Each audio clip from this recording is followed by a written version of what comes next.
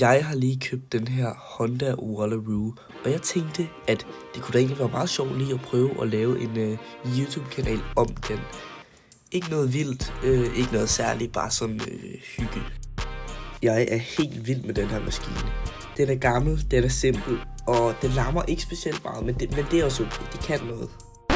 Den er jo ikke helt perfekt, den er lidt rusten her og der. Dækkene, de er lidt smadret, som man også kan se. Den har fået lidt skrammer rundt omkring, men alt i alt synes jeg, det er en super fed maskine.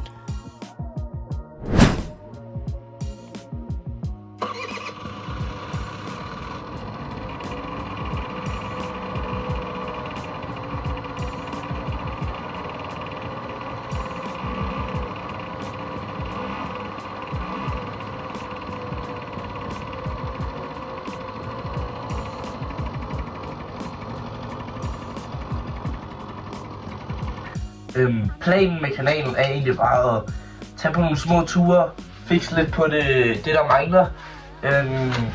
Altså gøre den flot, måske male en anden farve på et tidspunkt. Men det er lidt dyrt, så det er ikke første prioritet.